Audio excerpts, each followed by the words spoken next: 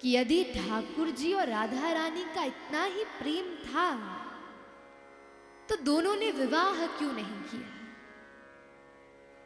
अक्सर कोई भी मुझसे प्रश्न करता है तो ये प्रश्न अवश्य करेगा कि ठाकुर जी का और राधा रानी का विवाह क्यों नहीं हुआ।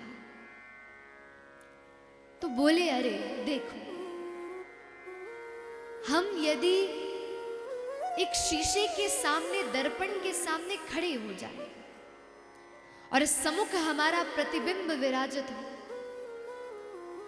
हमें अपना प्रतिबिंब अति प्रिय है, बार बार अपने आप को शीशे में देखेंगे, सेल्फी कैमरा निकाल कर बार बार निहारेंगे, हम बढ़िया तो लग रहे हैं।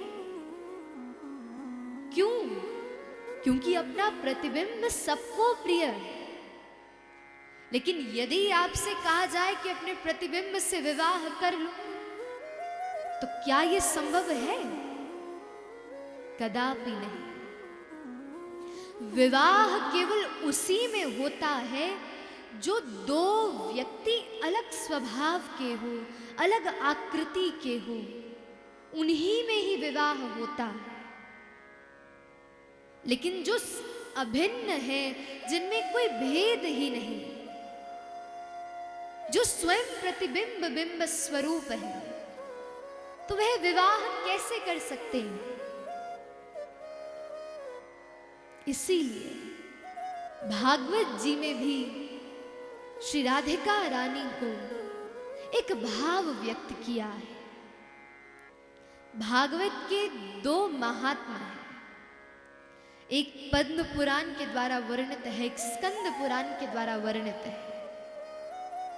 तो स्कंद पुराण के जो महात्मा है, उसमें श्री जी के भाव को क्या कहा गया? आत्मा तु राधिका तस्य तयैव रमणा दसौ, आत्मा राम पया प्राज्ञा प्रोच्यते गूढ़ विधि। राधा रानी कृष्ण की आत्म स्वरूप है। यानी कि सत्य कहा जाए, जब राधा रानी ठाकुर जी के सम्मुख प्रकट होती है तो तब ठाकुर जी की शक्ति क्षीण हो जाती है और मुख्य रूप से वहां हमारी श्री जी की ही शक्ति विद्यमान रहती है।